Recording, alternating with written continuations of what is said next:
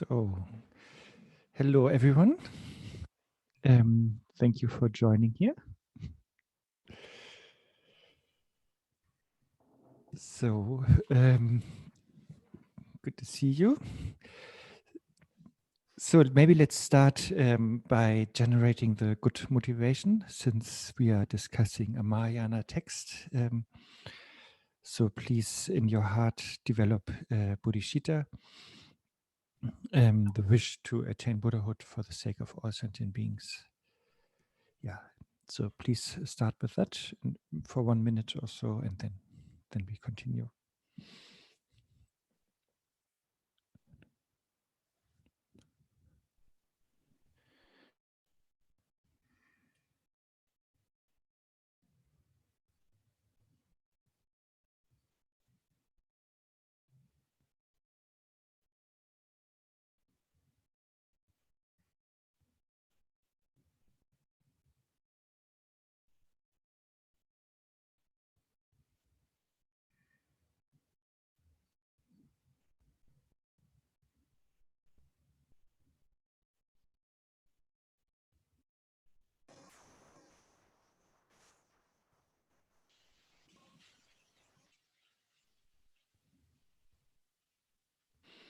Okay, thank you. Oh, I need to have the root verses. So we are in chapter 5. So of course we are studying Bodhicharyavatarā. So we are trying to get familiar with the style of the Bodhisattvas, how they think, how they feel, how they view things, how they act, how they contemplate, how they meditate. And that is taught in Shantideva's Bodhicharyavatarā. And since a couple of months, I think we are already going through this 5th chapter. So let me find it. And today we are completing that chapter. I promised that. I think last time I was already aspiring that, but successlessly, I didn't manage to do so. So, but today there are not many verses left. Let's see. I'm just looking for the root verses here, sorry.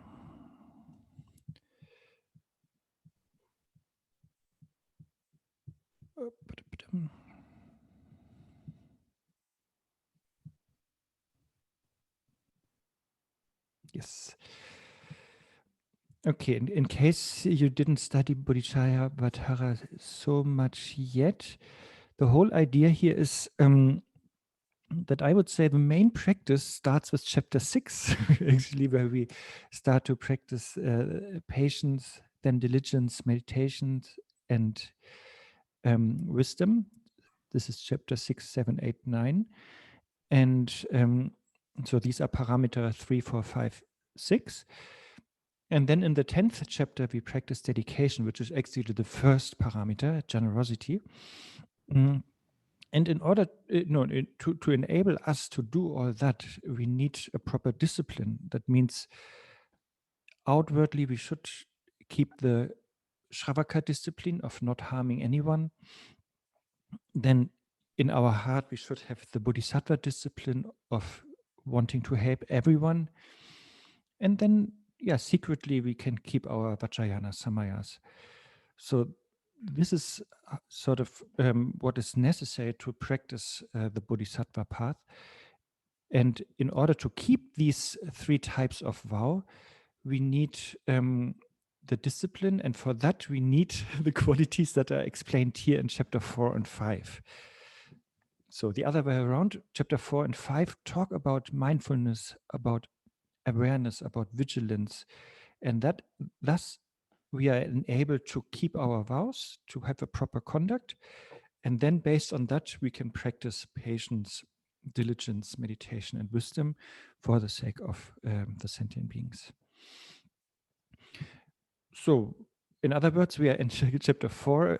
We have covered chapter 4, and we are now in chapter 5. And there we have already talked a lot about the importance of conscientiousness, mindfulness, and vigilance.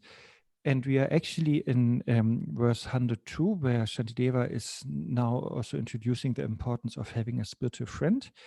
But maybe just because it's such a nice verse, we could go back to the verse 101.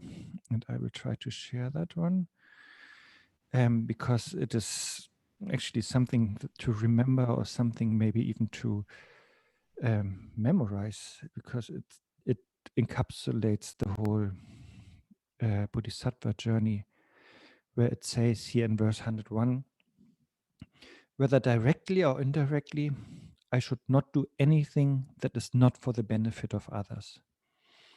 And solely for the sake of sentient beings, I should dedicate everything towards awakening. Yeah, I think that says it all, right? So either we directly do something for somebody, like doing the dishes of somebody, or driving somebody, giving some food to somebody, or some money. That is like a direct help, or maybe also giving our time and listen to somebody. Or indirectly, like if we do retreat, if we are in a secluded place in the wild woods somewhere and practicing there, that maybe at the moment doesn't look like really helping somebody, but since we get closer to enlightenment and to Buddhahood and have less kleshas, therefore in the long run that will really benefit a lot of beings. So whether we do this help directly or indirectly, we should always focus on helping others and to benefit others with whatever we do. And of course, our motivation is not always that good or that pure or that all-encompassing. So there might be many selfish agendas behind, or maybe we only want to benefit certain group of people.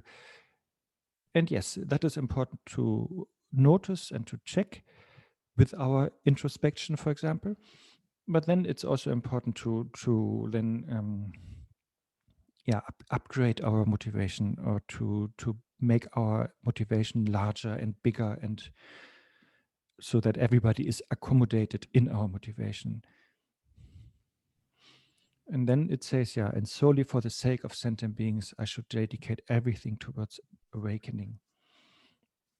So of course we dedicate our material things, when we practice the first type of generosity. So we dedicate whatever we have, our belongings, or also of course time and fearlessness and all of that. But then most importantly, we also dedicate all our merit, all our practices that we are doing for the one single goal, to attain Buddhahood, to be able to help sentient beings in a better way. That is always our main aim as a Bodhisattva, that we want to be of benefit to the world, to the beings, and the method to do so is to attain Buddhahood. Because if we are imprisoned, then it's difficult. If we are imprisoned in samsara, then it's more difficult to liberate others. But if we are out of samsara, then we can really benefit others much better. So this is 101. And this we have discussed last time already. But just for the sake of the importance of it, I wanted to go back to it.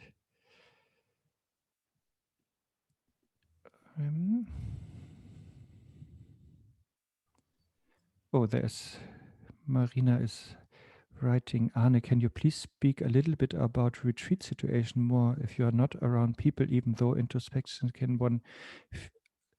Wait, I just copy it and it's easier because it was only sent to me. Wait, how do we do it today?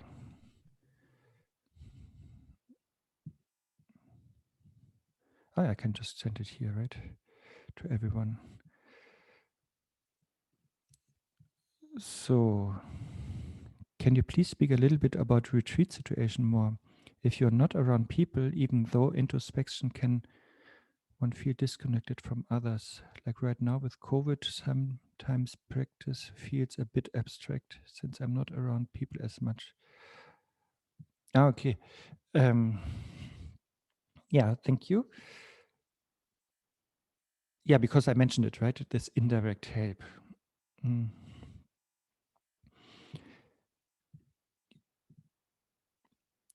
Yeah, I think there's always the discussion, what is better to do, be socially engaged and really help beings, or being in a cave somewhere in the Himalayan mountains, and practice there. Like sometimes this is the question, what is more beneficial? And usually my answer is maybe if one is not sure, then maybe it's good to do both, sometimes this and sometimes that. And now, since we are a little bit forced by the government or by a virus to live a little bit more retreatish in a lockdown and social distancing, then definitely that is a good situation and occasion that we should use, so that we use that time in a good constructive way, by perceiving it like a retreat and making it a retreat. Of course, the only retreat boundary, of course, is whether one is aware or not. That is sort of the most important thing of a retreat. But since this is difficult, there is an importance of really being in a secluded place or being isolated, because if one has like an outer boundary, that really helps ourselves to focus and on what we really want to do, and it also helps our mind to calm down and be more aware. So therefore, like an outer retreat situation, like either forced by the virus or the government now, or a retreat situation that we intentionally choose, both of them we can use in the same way, that we try to really focus, basically, that we really try to look into our mind and check what is really, really most important in our life. What is really what we really want? What do we think? What is really beneficial to do? And what is really the best method to do so? I think that is good, in case that is not clear yet. And in case we think, okay, the Buddhist methods or the Buddhist path is helpful to do so, then of course there are many, many instructions, what to do in retreat. And I don't think we can go through many of this here.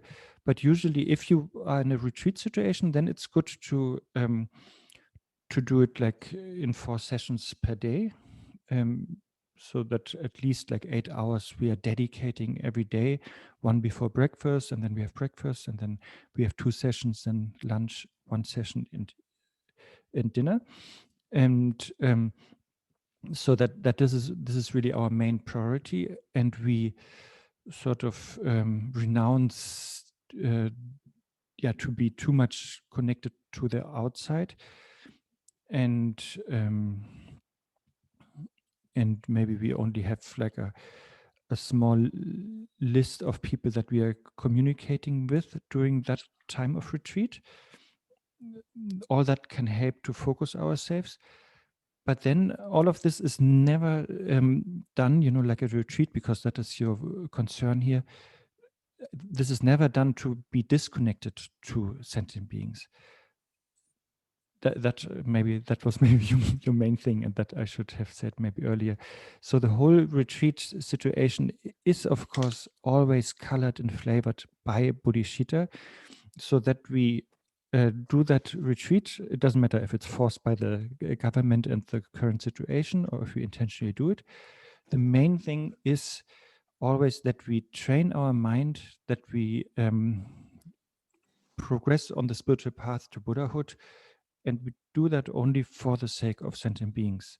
So therefore, whatever we do in that retreat situation, whatever we practice, whatever sadhana we recite, whatever mantras we chant, whatever meditation we do, whatever prayer we do, like we should always have that so strong in our mind that we only do these things to train our mind to overcome obscurations, to increase qualities, to be more able to benefit beings. And I think if we constantly remind ourselves before such a practice, and if we are aware of that, why we are practicing, and then in the end that we are also reminding ourselves when we are dedicating the merit of the practice, that this is the sole aim of the practice, I think then we will not feel so disconnected to sentient beings. And for me personally, also Tonglen helps a lot to practice Tonglen. You know this, I think that also you feel the connection with others because you're from your heart, you really take on their suffering and give them all the good things you have. Sorry, that was a way too long answer and too long-winded. So, and then to come back to the text, to do all that, like retreat or whatever bodhisattva activity, an authentic spiritual friend is indispensable. So, and that's why the next verse is 102, where Shantideva is talking about a spiritual friend. Never, even at the cost of my life, should I forsake a spiritual friend who is wise in the meaning of the great vehicle and who is a great bodhisattva practitioner.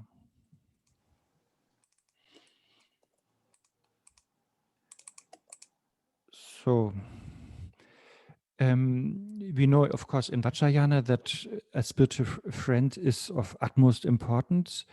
And in Vajrayana, we call this person a guru. But also in Sutrayana, a teacher is very, very important. And here, it is translated as a spiritual friend. Usually in Sanskrit, it is Kalyana Mitra. Or in Tibetan, you can actually if you condense it in Tibetan, it just means geshe. You know, geshe, like what we know, from the Kempos geshe. That is a friend of virtue. And here, when we talk about that in this context here in Mahayana, then Shantideva here in the last two lines is really defining what a spiritual friend is, an authentic spiritual friend is in Mahayana. And he gives in the last two lines, he gives the definition, which is who is wise in the meaning of the great vehicle and who is a great bodhisattva practitioner. So these two qualities, they need to come together. Shall I show it again, or do you have the verse in front of you? Wait, maybe I should just show it once more.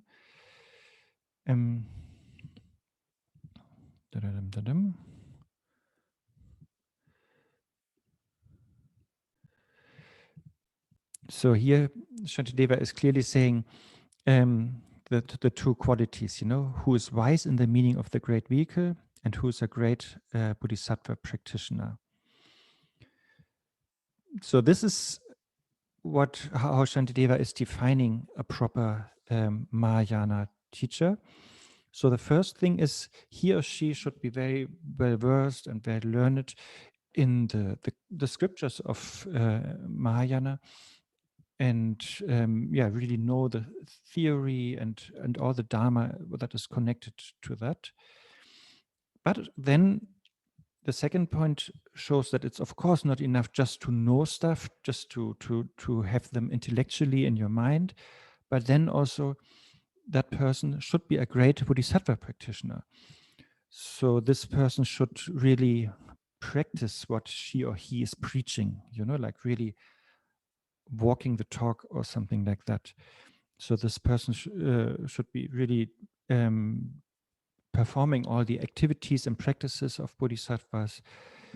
So should not only know what to do and what to avoid, but really do it and avoid it, even if that is sometimes inconvenient or difficult, this person should be always loyal to the two truths, basically.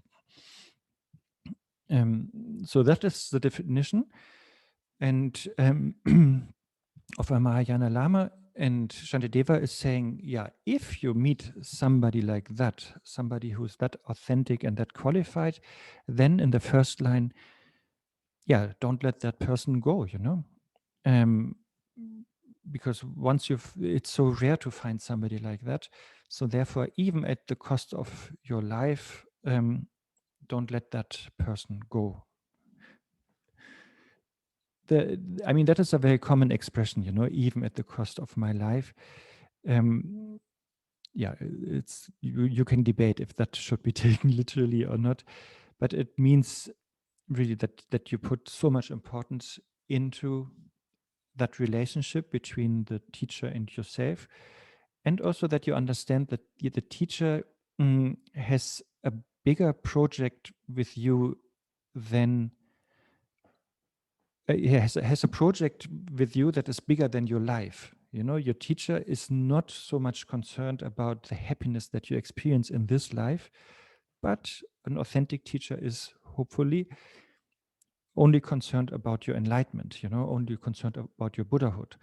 So that is much bigger than this one single life.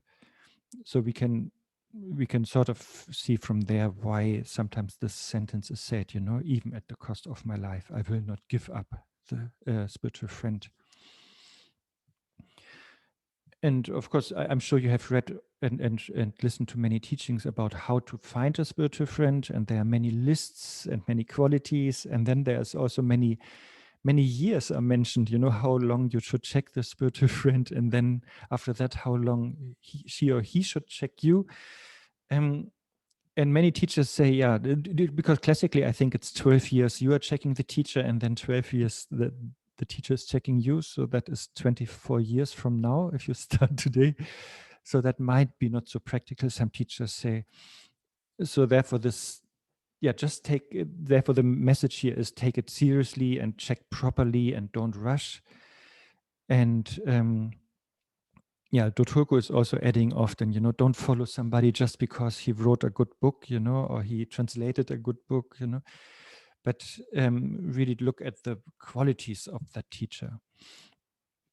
And Shantideva describes the qualities, and that means actually that the teacher is really interested in your enlightenment, not in your money, not in your whatever, your body even, but really only interested in your enlightenment.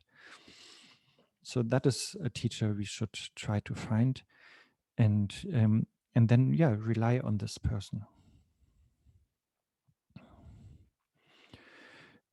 And then to continue with the teacher thing, 103 is saying, I should practice entrusting myself to my spiritual master in the manner taught in the biography of Sri Sambhava. This and other advice spoken by the Buddha I can understand through reading the sutras. So here it is, it's stressed, how important it is to really follow a spiritual teacher, and how also an example, how to do so.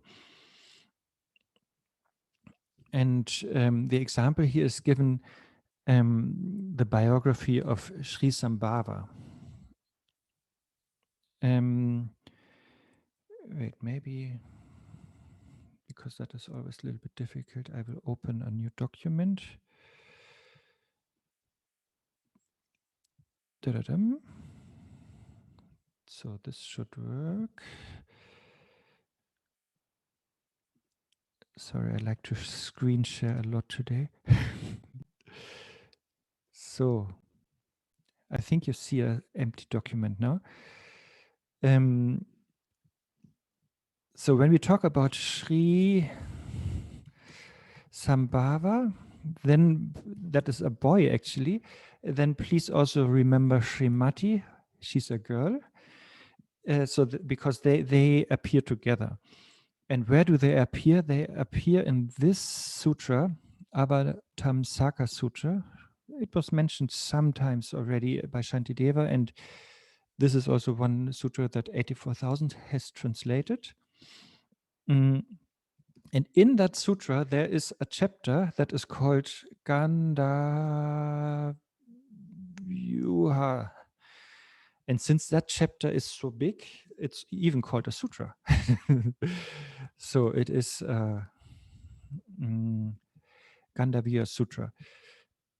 So, and in that sutra, there we have our hero, and this hero is called Sudana. Sorry. So that is our hero here in that sutra. And so I forgot, but how it started. But he was sent, I think, either by Maitreya or by Manjushri to his spiritual journeys. So he left and traveled, and then he found altogether 53 teachers, and he learned from all of them a lot. And whenever he met one teacher, then he learned a lot from this female or male teacher, and then in the end, that teacher then is praising another person, which will be the future teacher of Sudana. So then he is traveling to find this next teacher and to study and learn and practice from and with this teacher. So Sudana has already found 49 teachers, and then the 50th teacher are these two, Sri Sambhava and Srimati. These were the 50th teacher of Sudana in that sutra. And as I said, there were a boy and a girl, and they told him a lot about the illusory nature of things, and also how we should respect the teacher. That's why Shantideva is mentioning that here. So, for example, they are telling him to understand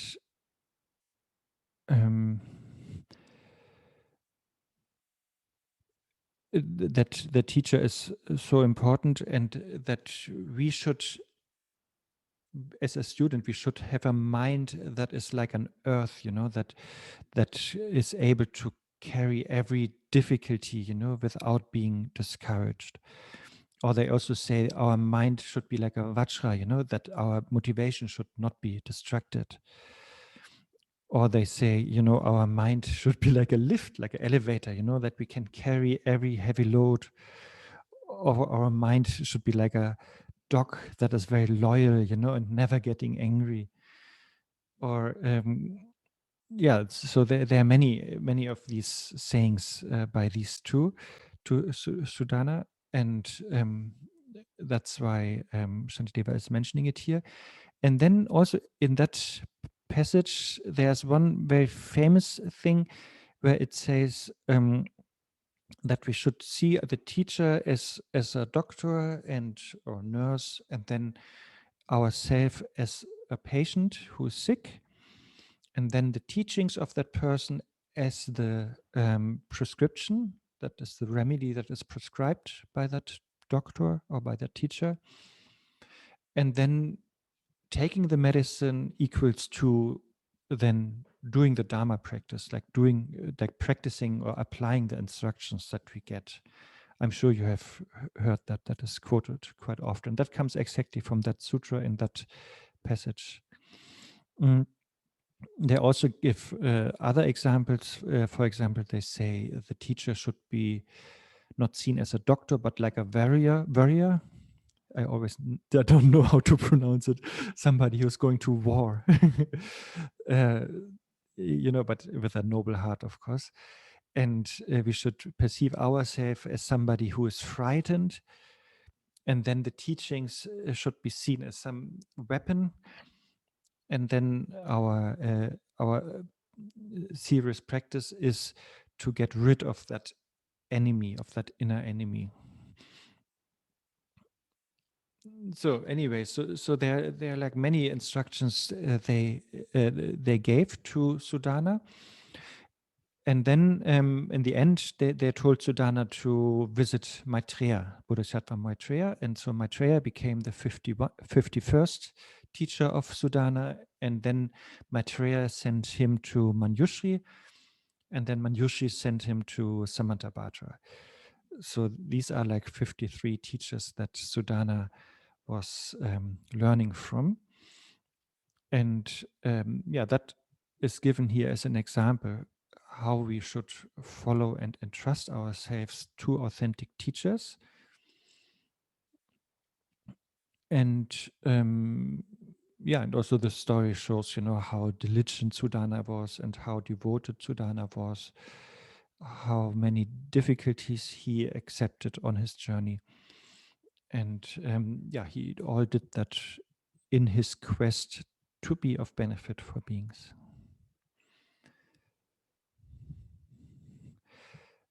Yeah.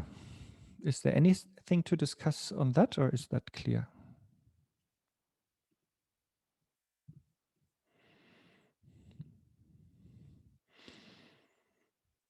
If there's anything you want to discuss, then just unmute yourself. If not, we continue.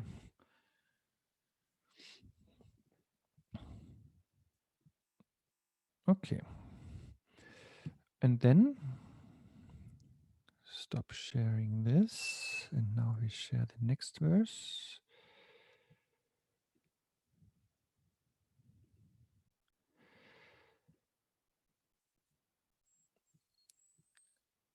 Arne, can you say why the teacher is discussed in this chapter on vigilance? That's a good question, Marina. I was also wondering that, because sometimes I wondered it the other way around. Sometimes when because that verse is quoted quite often here, verse 102, in other contexts, and then when that is quoted in a live teaching, I thought, okay, the teacher now is quoting Shantideva about the importance of having a spiritual friend. And then I was really wondering, where is that actually mentioned by Shantideva? Because there is not really like one chapter about it. In Words of a Perfect Teacher, for example, or in Gampopa's Jewel Ornament of Liberation, there's like a proper chapter on it. Or in Jigme Lingpa's Treasury of Precious Qualities, there's one big section on it. So it's very clear, yes, the teacher is important, and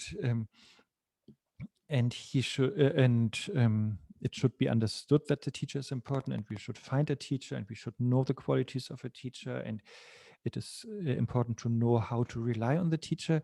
But that is actually not so much in the Bodhichitta. Yeah, so I was really also wondering the same thing. Why is it not mentioned so much? And I was also wondering why it is mentioned here. I understand. When I thought about it, I thought we are here talking about different conditions that are important for our practice, and we have, for example, we have introspection, mindfulness, conscientiousness are very important in chapter 4 and 5. That is the main thing that it's talked about. And this is sort of the inner compass we need to develop,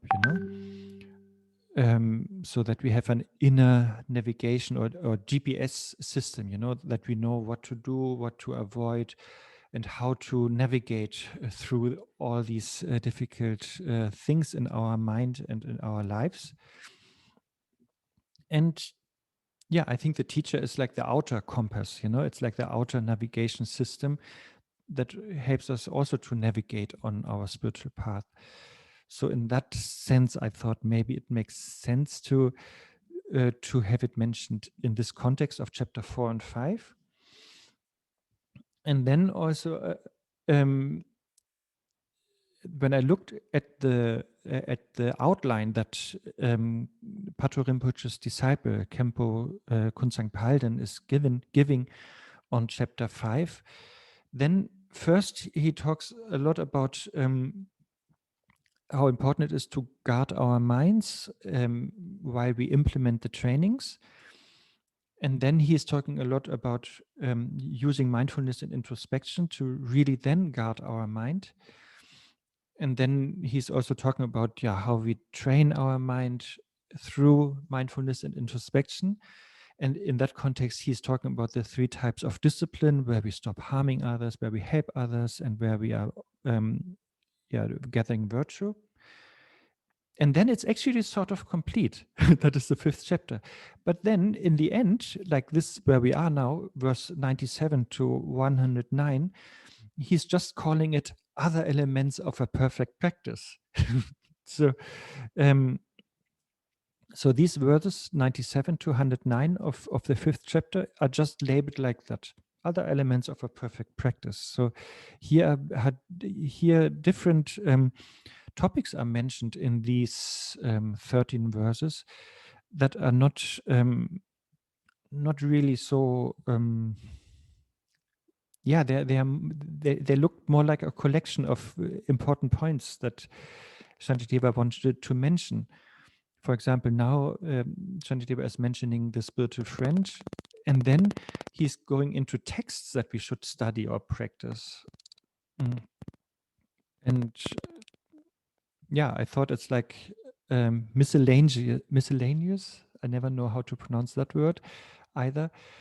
So he's just putting some very important points here in that category of other elements of a perfect practice. Yeah, that would be my answer to your question. But because I always also wondered a lot, actually. Okay, and then, now 104. Shantideva starts to talk about practices practices or sutras that we should read and study. And I'm sure you know, like Kanto Rinpoche is always encouraging us to study properly, and Songtse Khyentse Rinpoche is always encouraging us to study, especially treatises of Indian masters like Shantideva, or that we really go back to the sutras. That's why we have the 84,000 project. And Shantideva here is saying in 104, I should read the sutras because it is from them that the practices appear.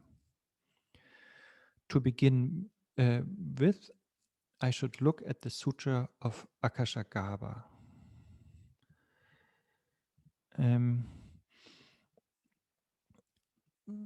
So in the 3rd chapter, we took the Bodhisattva vow. And then the 4th chapter, we developed conscientiousness. And in the 5th chapter, mindfulness and vigilance. And now is sort of the question, okay, how then do we keep these vows? Or how do we then practice? Or what do we do if we break these vows? Or if we make mistakes? Or if we harm others? And then Shantideva here is saying in 104, so therefore we should look into the sutra of Akashagarbha. And Akashagarbha we already discussed, I think, in the 3rd chapter or so, or 2nd. It's one of the heart sons. They're like 8 heart sons of Buddha Shakyamuni, and Akashagarbha is one of them. And he's very, his main, I don't know, activity is the purification. He's very skilled in that. And so therefore, Buddha Shakyamuni also prophesied if in the future there are some conflicts, we should really rely on the practice of Akashagarbha as a practice of purification. And you might have noticed in Tibetan tradition, Vajrayana is more famous for that, right? Or more common. But I have heard in Chinese tradition, actually the sutra recitation is practiced more, and they do that still also as a practice, and also especially as a practice of purification. So that is also the idea here, that reading this sutra of Akashagarbha, which you can download from 84,000, it's not so long, that if we do that as a practice in the early morning before sunrise, then that is a purification practice, especially to purify regret and repair, confess, and all of that, the Bodhisattva vows. And you will also find in that sutra that that this was also the case. Wait, I can stop sharing here. That was also the case during Buddha Shakyamuni's time. You know, when Buddha had his retinue there, and they were gathering, and then Bodhisattva Akashagarbha also appeared. You know, and with a lot of light and a lot of blessing, and then Buddha was in his presence, you know, was praising Bodhisattva Akashagarbha, and Buddha was praising the activities of Akashagarbha, and also how to practice on Akashagarbha, to invoke Akashagarbha's blessing. And then in the sutra also Buddha explained the different vows and precepts that we should keep and take, and then also how the practice of Akashagarbha then helps to repair any transgressions that we do in regards to these vows. And so therefore, as I said, this is really a practice that we can do. We can read that sutra in the morning, early morning before sunrise, and then we visualize, of course, the presence of Akashagarbha, and then also with that light, when the sun then shines, you know, we also visualize, you know, that the blessing goes to all sentient beings when the sun is dawning. But as I said, in Tibetan tradition, we are more used to Vajrasattva practice, which is, of course, equally effective. The main thing, and that will come in one of the next verses, where was that? Is of course that we apply the 4 powers also, that that we know from Vajrasattva practice. But I will come to that.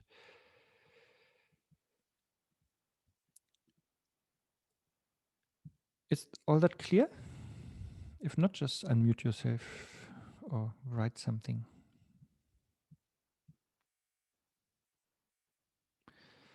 I just get something. Sorry.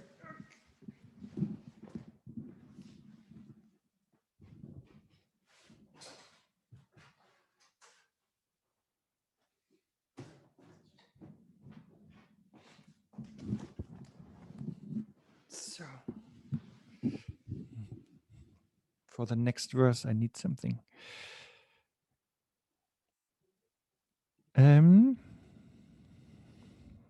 So next verse is here. In addition to the Akashagarbha Sutra,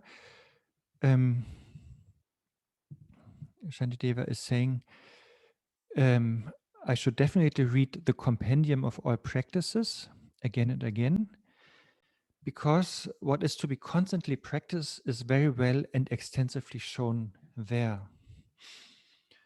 And this Compendium of Practices is the Siksha Samuccaya. I don't know if you have heard that name. I can post it somewhere. Yeah, maybe I stop sharing this. And let's share something else. This one.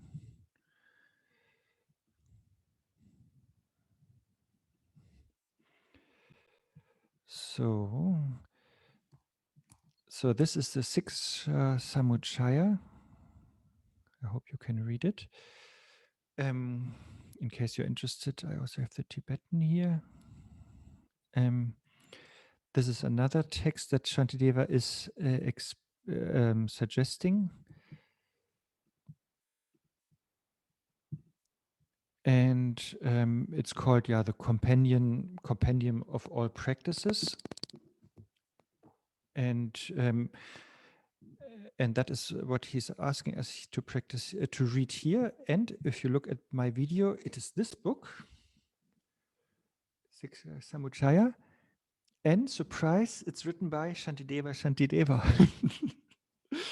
So this is a very old translation here. This is from 1922. So it's quite a different language, even though it's supposed to be English. So this is one of the three texts that Shantideva wrote, as you might remember. So the Siksha Samuchaya, the big one here that I have, there's also a new translation now. Is the longest version, and then the Bodhicharyavatarā is the medium version, and the shortest one is the Sutra Samuchaya, which is not existent anymore. So we only have the Bodhicharyavatarā as the middling version, and then the Siksha Samuchaya as the longest version. And here, if we look into the Siksha Samuchaya, we have, I think, 19 chapters. And they're, of course, also equally about the Bodhisattva path and what to practice and what to avoid. And actually, it's a little bit similar to the 37 practices of a Bodhisattva. Because here in the Siksha Samuchaya, Shantideva is talking about 32 aspects that a Bodhisattva should train in. And just to summarize them, there are like 4 main points that Shantideva is emphasizing in this book. The first point is training in giving. That means we give our body, we give our time, our resources, our merits, everything. Second is guarding or protecting, so that we guard or protect our vows, our precepts, and our trainings. And the third one is purifying, so that we purify our mind. And then the fourth one is increasing, so that we that we increase or develop our mind state or mental continuum. So giving, guarding, purifying, and increasing. And so these are the main points that this book is talked about. And as you can see, it is not in verses, it's like prose, or how do you call it? So there's a lot of text. And I asked that, I think, already in the past. Apparently there are some commentaries, not really like a full commentary, but notes by Jetsong Khapa on that book that are even translated. If anybody can find that, please share that with me. I would like to read them. So Tsongkhapa's commentary on this book by Shantideva. And also what is special in this book is, of course, the Bodhisattva conduct is explained, but also especially negative or seemingly negative actions are explained, how to do them with a good intention.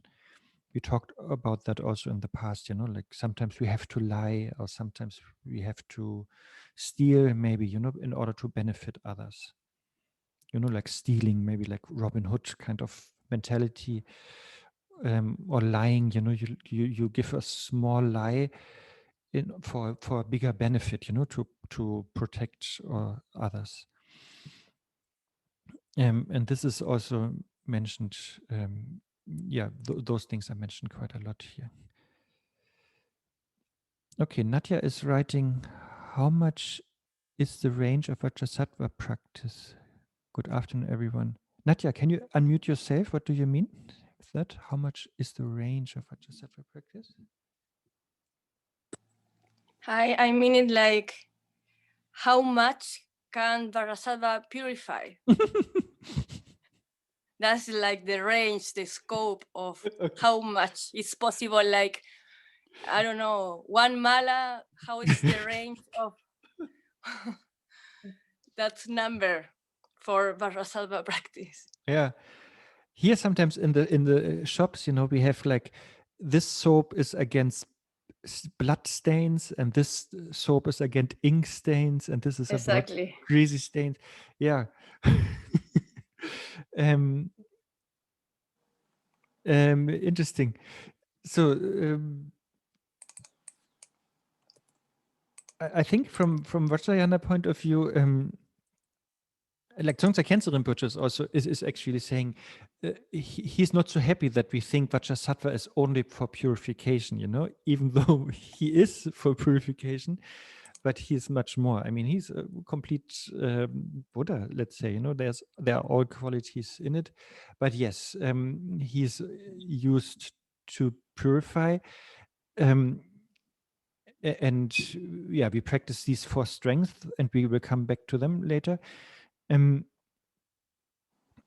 And usually it is said Vajrasattva, because he is a Buddha and has all the qualities, therefore Vajrasattva practice can purify everything, and nothing is safe. Sort of no stain can survive.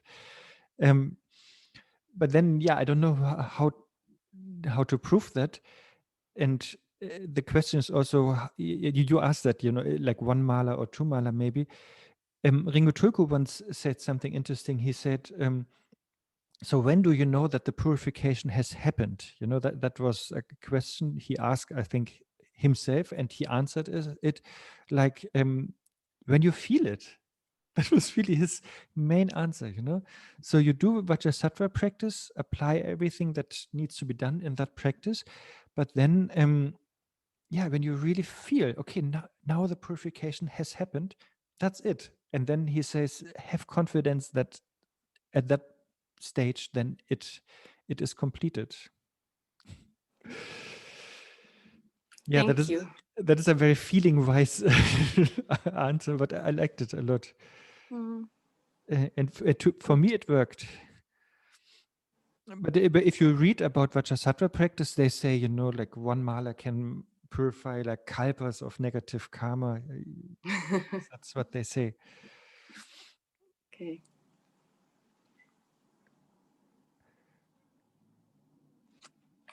And Marina is asking, Arne, does the ornament of Mahayana sutras, can you not write to publicly, everybody? Is that? Oh, sorry, that's why it's coming to me only at this strange setting. Does the ornament of Mahayana sutras align with any of these sutras for bodhisattva practices? Yes, the Mahayana Sutra Alamkara, right? Yes, Marina, why don't you think why should it not align? It is I think it's very much in harmony, and actually I wanted to quote it earlier, but I forgot. But can you maybe clarify your questions why you asked it? How does it align? Okay, I will think about it and answer it next time. That yeah. And then Jangshub asks, why do you need a commentary to the Shiksha Samuchaya? It's very expanded, understandable way. Yes, but still, it would be nice to see how Tsongkhapa was understanding it and emphasizing it, because Tsongkhapa didn't give a commentary to the whole thing, but he was emphasizing, I think, different parts of it. So I would be interested to see what he has to say on it. Okay, where are we?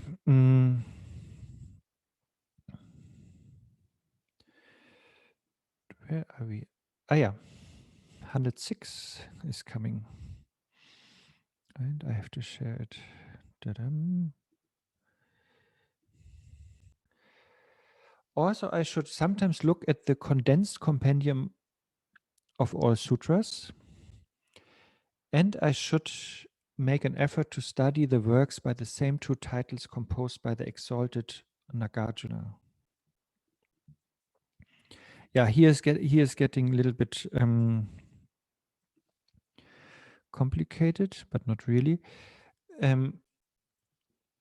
So now we talked about the Siksha Samuccaya, this one.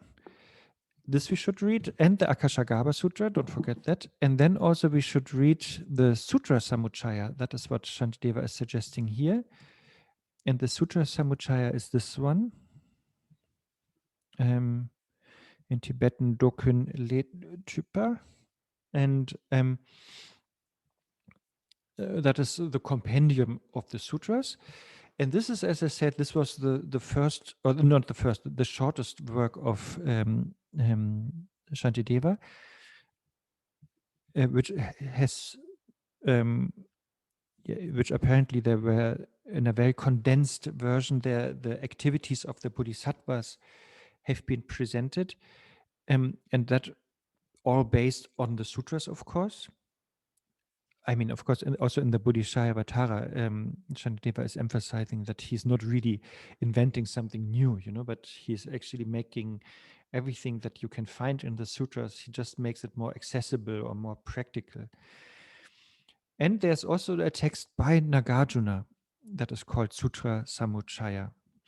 And this we can find in the Tenjur. We have the Kanjur and the Tenjur, and in the Tenjur, in the Shastra section, there we can also find this text by Nagarjuna, Sutra Samuccaya. But I have also heard that some people think it was written by Chandrakirti.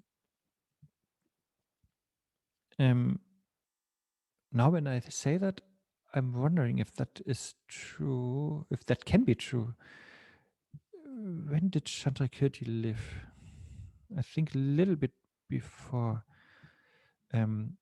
Shantideva, no?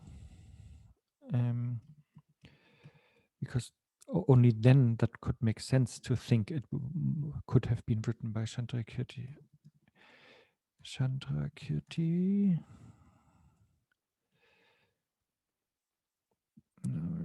7th century, yeah.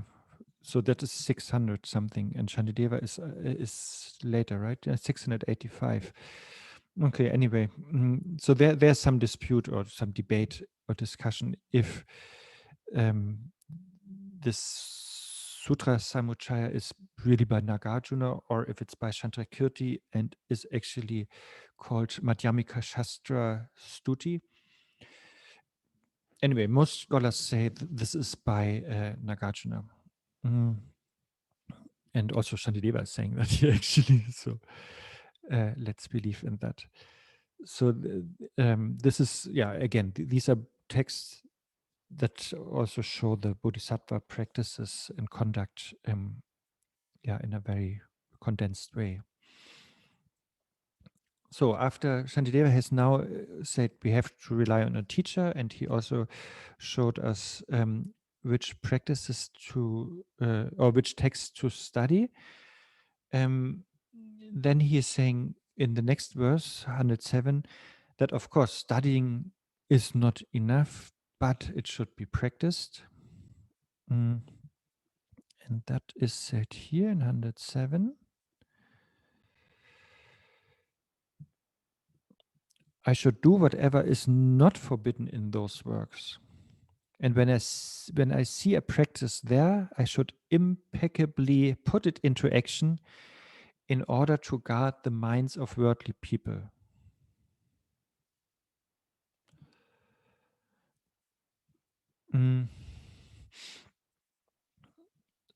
So,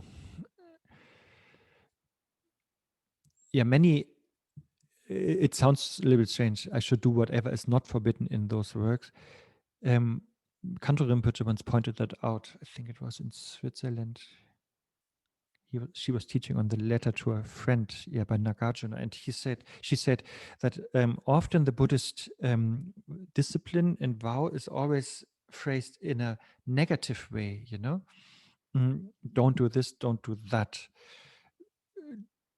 just to counteract our habits. So discipline is most of the time, she said, explained like that. For example, we have the 10 non-virtuous actions, don't kill, don't steal, don't have sexual misconduct, and 7 more. This is much more often taught than the positive way, like save lives, practice generosity, practice a proper sexual conduct. And she said that is necessary, that these are taught in that negating, negative way. Because it works better against our habit that wants to do those negative things. So therefore, here also Shantideva is saying like that, whatever is not forbidden, I will practice. And then, of course, there are sometimes also things are like positively encouraged. And then he says, I will also then, in the commentaries, it says here, then, of course, I will also practice whatever is encouraged in order to guard the minds of worldly people. That basically means to benefit beings. Yeah. But that is put here in the way, and I think we also talked about that in earlier advices here by Shantideva. The idea is we need to be inspiring. We need to inspire others. And here on that level of the Bodhicharyavatarā, we are already bodhisattvas. So therefore, we need to be inspiring to others. We need to be somebody that other people put their trust in. So also on a smaller scale, when we are Buddhists, when we are the only Buddhist in a room with 9 non-Buddhists, I say 9 because nowadays in Germany you can only gather with 10 people maximum. So if we are in a room with 9 non-Buddhists and we are the only Buddhists, then people will look at us and really as if we are representing Buddhism, and maybe even representing our teachers and so on. So therefore, if we know that they look at us like this, we have to behave. We have to, give a good example of Buddhism or good example of our teacher. And likewise, here is what Shantideva wants the Bodhisattvas to do. If people know that you are a Bodhisattva, then, and you are representing Mahayana, if you are representing the Bodhisattva journey, then you have to be inspiring and you have to be trustworthy. And so, therefore, our aim is that people find us inspiring, that people find us trustworthy, and that people have faith in us. That is the aim. But again, it's not a selfish thing. It's not because they should trust me, but we want them to trust what we represent in this context.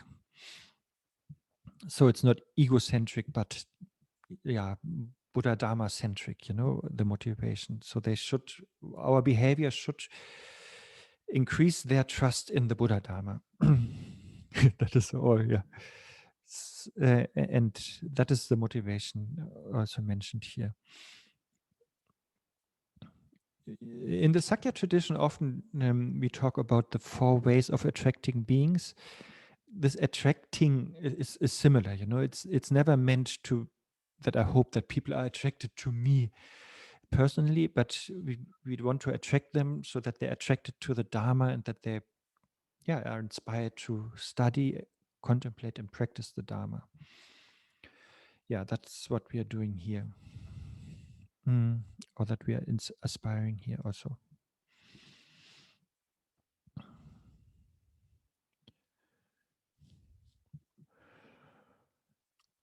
I think all these verses are not so cryptic, right? So there's not much heated discussion on them, but really feel free if you have anything to add or comment. What are those 4 ways, Danielle? So this is how we attract beings, and the first is generosity. So we give them things. Just give them a tea, and that is what people normally like, they like to get gifts. So giving stuff is the first. And then the second is giving, and then talking gently, talking pleasantly. That is also what people like. So these two are the first, so then they like to stay, they like to hang out with us. And it's never about us, we are the bridge, and then and that is of course not enough, but now they are hooked, basically. I think that is how Dzongchen Khyentse to put it. So if you give them gifts and if you talk nicely to them, they are hooked. And now it starts and now we give the Dharma. That means the third one is we talk in accordance to what they need. A little bit, of course, also to what they wish. Otherwise, they would not listen. But then we really talk what they need to hear. Now we really give them instructions or advice that is helpful to them. And then the fourth one is, we have to be authentic, but it's not said like that. The fourth one is we have to live in accordance to our words. So again, we have to walk the talk, what I said earlier. We have to practice what we preach. So we cannot, like since you, Danielle, asked, I cannot try to convince you to be vegetarian if I'm not a vegetarian. That will not be so convincing. Like Gandhi, I think he was always making sure that he's really living what he was saying, so before he said something, he made sure he was living it. Be the change. Yes, exactly. So he was always giving that good example first, and then he was preaching it. So these four. So I think classically they're mentioned like that. First is generosity, second is pleasant speech, third is teaching in accordance to the needs of the student, and the fourth one is only teach or having having your conduct in accordance to your teaching, something like that. And in the Sakya tradition, this is really like half of the Bodhisattva practice. The other half is 6 paramitas. So it's really like a big thing, how they always present it. Practice the 6 paramitas and practice the 4 means of gathering beings. Yeah. And then the last list would be the motivation behind all that are the 4 immeasurables. And then that's actually it. And I think if we go back to one verse,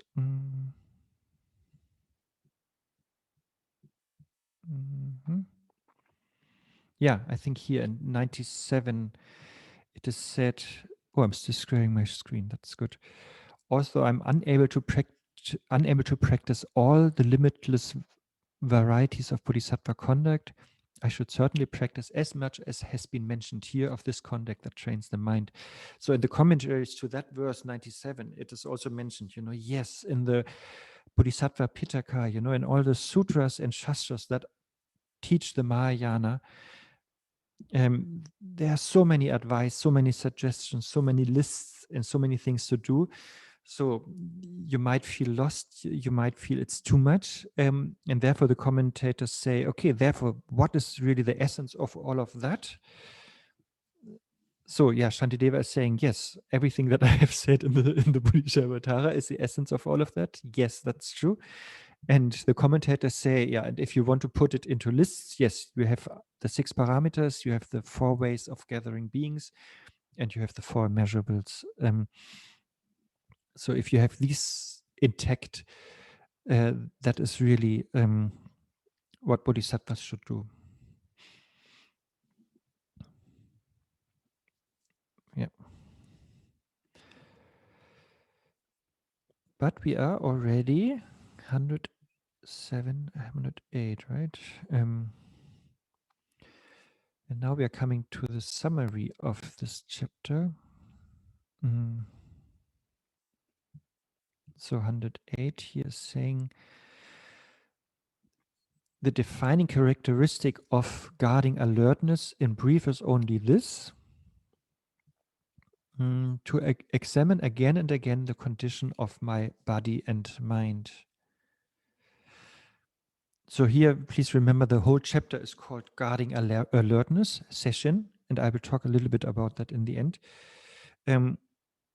So this is this watchful introspection. That means to again and again, repeatedly look into, I don't know why speech is not mentioned here, look into whatever happens in our body, whatever we do with our body, whatever we do with our speech, and whatever happens in our mind. So we look, what is our body doing, what I'm acting, how I'm moving, how I'm behaving. And of course, we make sure that we don't do the three big things like killing, stealing, or sexual misconduct. But then there are also so many smaller things, with our body that could be harmful or hurtful to somebody. So we avoid all of them, and we make sure that with our body we are as much of benefit as possible. And then speech, definitely should be added here, I think. So we should check what is coming out of our mouth, every syllable, every word, every sentence, and make sure that this is not confusing or divisive or useless or harsh or dishonest. But the opposite, again, not, but we should try to make sure that it's the opposite, that it's honest, that it's bringing more harmony, that it's helpful, that it's clarifying and not confusing, and all of that. And then also we check our mind, and that is of course the most important thing, because the mind is always the place where the motivation comes from, why we act with body or speech. It always comes from the mind first. So therefore the mind is very important to look at. And as long as somebody else is not a Buddha, he or she cannot check the motivation of my mind. So it is so therefore it's me who has to check my mind. That is my point. If we study the 59 slogans of 7 Point of Mind Training, there also somewhere it says, out of the two witnesses, rely on the better one or the most important one. Danielle, do you remember? Because you're nodding. I think it was the greater of two witnesses. Okay. So, for example, if I take you as an example, Danielle, I'm doing something and it looks maybe good because I'm giving some. This is juice, by the way, not wine. I give some juice to Jon. It's really juice, and so you, Danielle, you are impressed that I give something.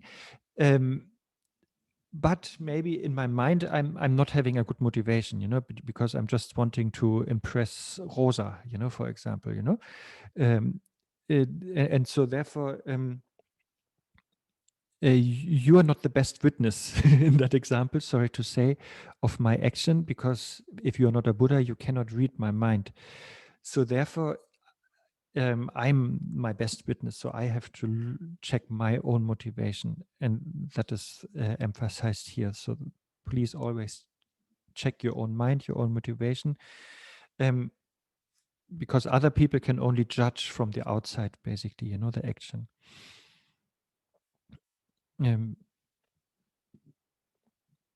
Yeah, and then the last verse here, also very clear, is therefore I shall put this way of life into actual practice, for what can be achieved by merely talking about it? Will a sick man be benefited merely by reading the medical texts? Yeah, so after all these advice or suggestions that Shantideva gave, yes, they are all important. That is all the theory. That is all good. But then it is really, in the end, it needs to be applied. Here, medical text is said, in some commentaries, in the old commentaries, it says medical tantras, medicine Buddha tantras, or modern commentators, they say prescriptions. So if you are a patient, and you go to a doctor, and she or he is prescribing you medicine, then just reading the prescription or studying it, looking it up in Google will not help.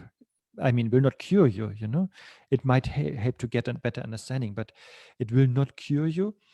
But the idea is, the medicine only helps. A chief of witness, thank you, Daniel. It will only help. The medicine will only help, of course, if you go to the pharmacy and then get the medicine and then take the medicine. So therefore, the application is then the thing to do. And Jiangshi was saying that's poetic. Refer to the next chapter. Yes, because then in the next chapters, then we apply patience, diligence, meditation, wisdom. So as I said, it's very good to study all this. It's very good to have a good intellectual understanding, in our head, in our brain, have a good theory. But then we have to start the journey, to bring everything from the brain down to the heart, and really live it and really practice it. And that is, of course, a long journey, but that's what we have to do. Because we cannot become a Buddha by talking about stuff or by thinking about stuff, but it has to be practiced. It has to be integrated. It has to be assimilated. It has to become our nature. And to conclude this chapter, then it is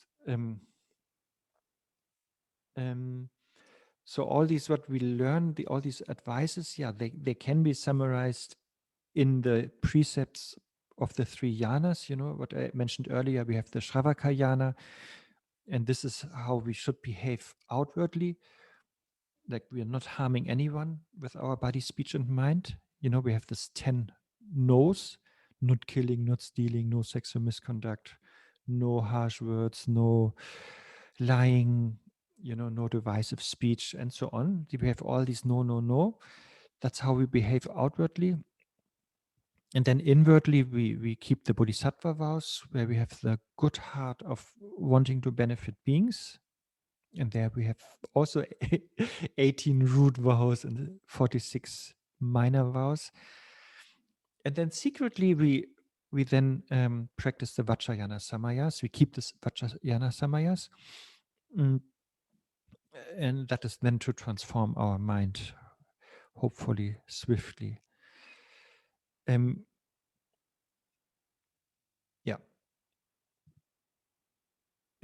this should be enabled through these advices here of chapter 4 and 5. Okay, to summarize chapter 4 and 5, wait, let me maybe share something else again.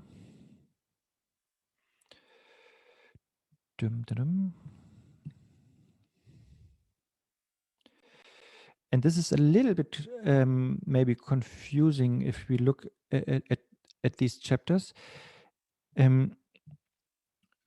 So I think you can see this. So we need like different steps. First step is receiving teachings, I call it now. Normally it's listening, studying, and then especially about karma, that we know what to do and what to avoid. So this is the first step. And then in the second step is mindfulness. And this is remembrance. It's the same word in Tibetan. in Tibetan, it is called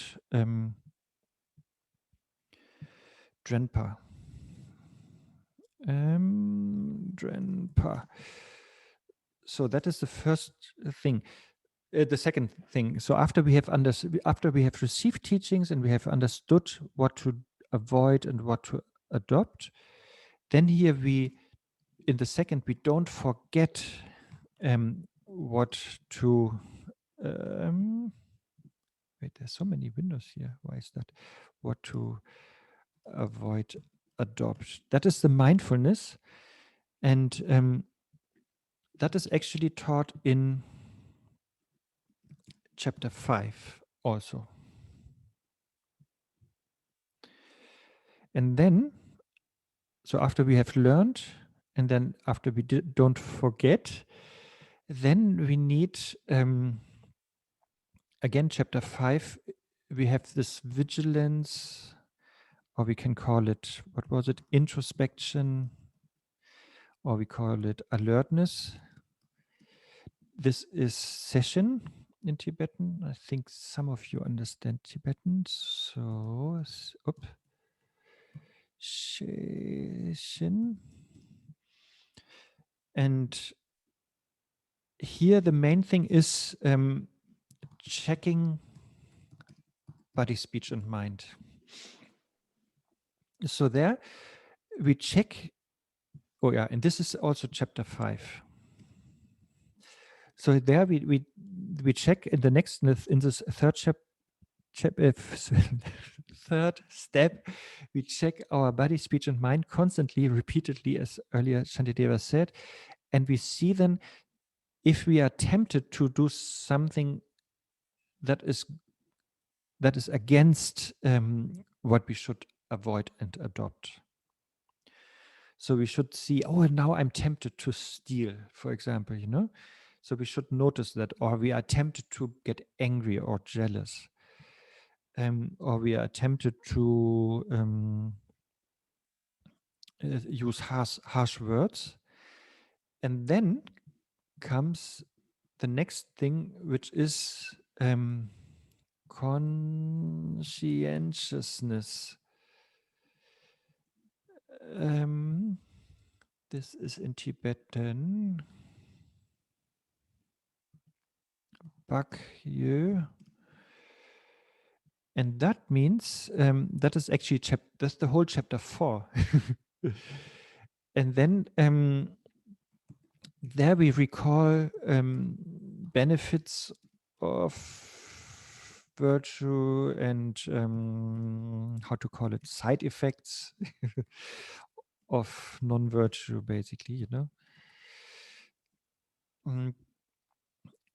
or the disadvantages. So there we remember, it was better to not steal. It was better to give. It hurts somebody if I use harsh words, and then we don't follow our temptation that we have. So we remember what we have learned, and then based on that, then we can really practice the Bodhisattva path. And then we can practice the other chapters.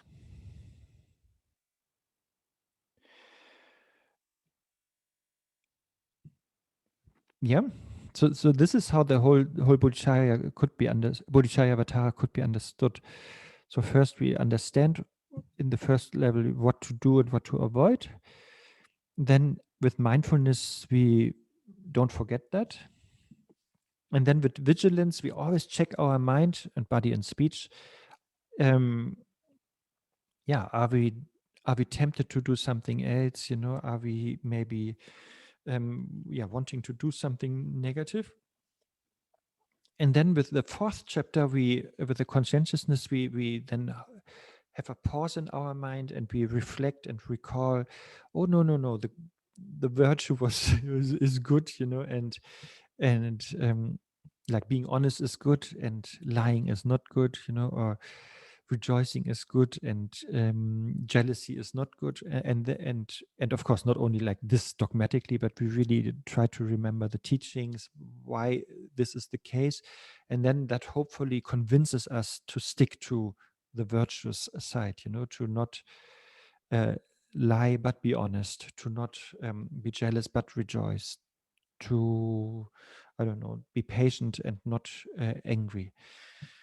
So this helps us, and then we can really practice the next not verse but chapters. Then we can practice these next qualities of the Bodhisattva path. This is the idea how these chapters are structured. This is according to Pato Rinpoche's short commentary on the Bodhichitta. Okay, Marina is asking, is there a good reference to all the Bodhisattva vows? In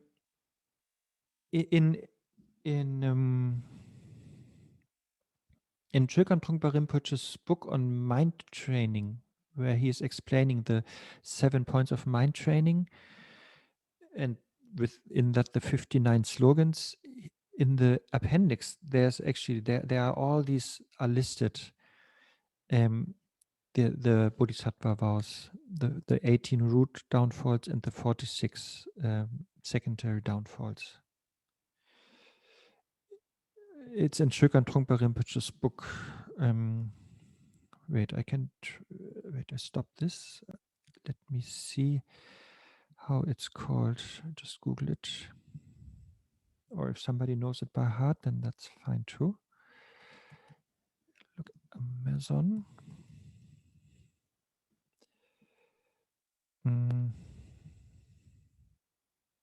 I think Training the Mind is called, let's see, Training the Mind, Trungpa.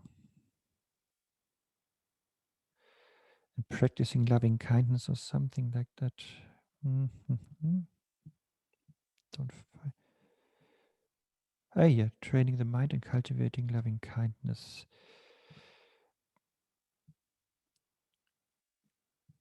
Here, I put it in the chat. That's, of course, a wonderful book. It's like Lojong teachings by Trungpa Rinpoche that are edited. They're from different seminars and they're put together in accordance to the 59 slogans. And then there's a question by Jang Shurp about Bagyo and Semni, if that is the same. I don't think so. Bagyo is really like conscientiousness. And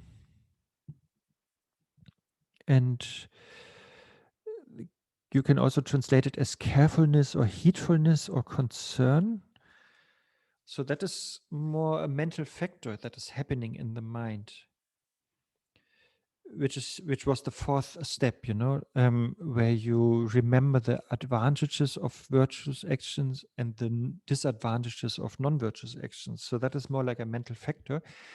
But if you talk about Semni, Sem is mind and Ni is itself. So that is really the mind itself. That is talking more about the nature of mind, actually. So that is a totally different ball game. That is not mentioned here in this procedure that I wanted to show here in these 5 steps. The whole practice then is to recognize Semni, the nature of mind. But Bagyo is sort of only in quote unquote one of the mental factors that are to be trained in order to recognize Semni, or the nature of mind, later on. Of course, not later on, ideally now.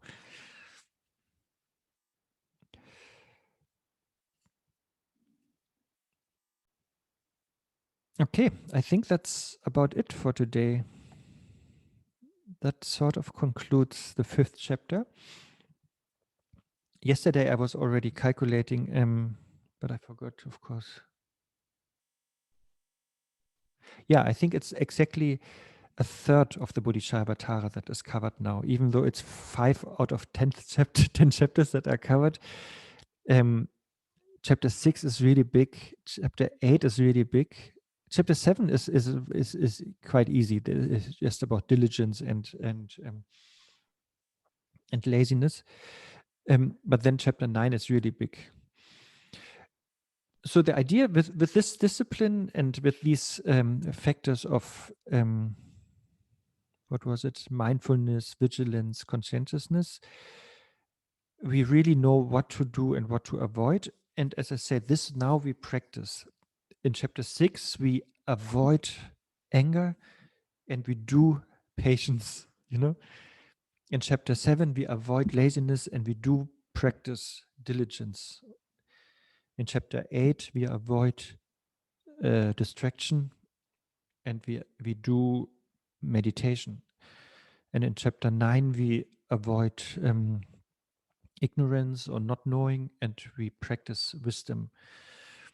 So we continue with this same structure, and Shantideva is always showing first the side effects or disadvantages, for example, of anger in the 6th chapter, and then how destructive it is, and then he is introducing the importance of patience to counteract that problem.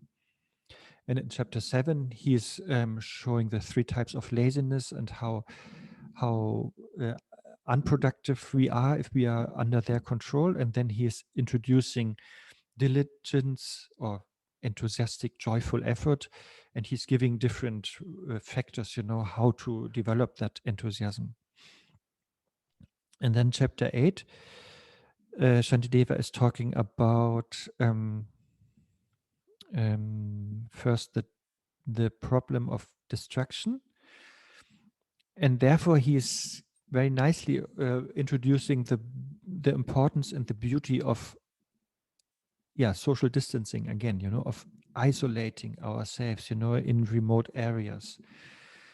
There's also, and Rosa knows that, a very beautiful song by Longchenpa about that, like where Longchenpa is inspiring us to go to the forest, to the wild woods, to have that isolation from the busy society. And also in the 37 practices of the Bodhisattva, it's also emphasized, to leave the homeland, to leave the usual place where all the emotions are steering up.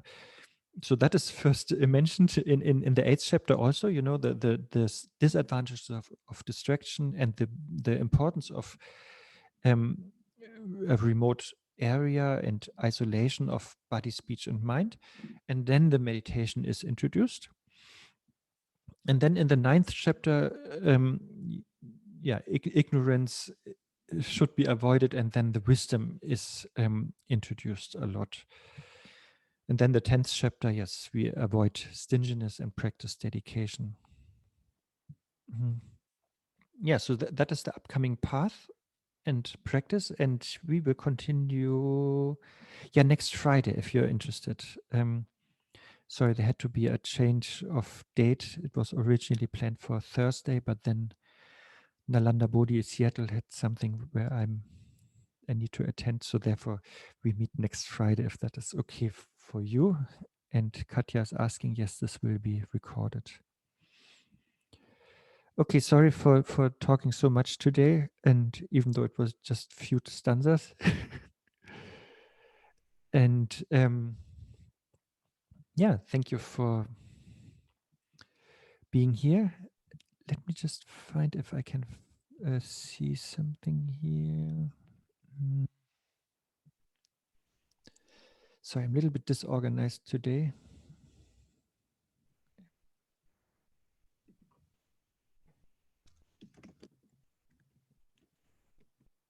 No, I can't find it. Okay. So thank you very much for joining. And please, in your heart, do your dedication to dedicate all the good thing that happens in our mind and heart, whenever we think about Shantideva and his teachings. And so please dedicate whatever merit came out of that to all sentient beings. And I say it, I think, every time, but please don't think only about the good beings, but especially the ones who create difficulties, in this world. They need merit and our positive energy even more. So please dedicate to all of them. And I have to stop because my blood sugar is so low I can't even think straight anymore. So thank you for joining, and if you like, see you next Friday. Take good care, and bye-bye.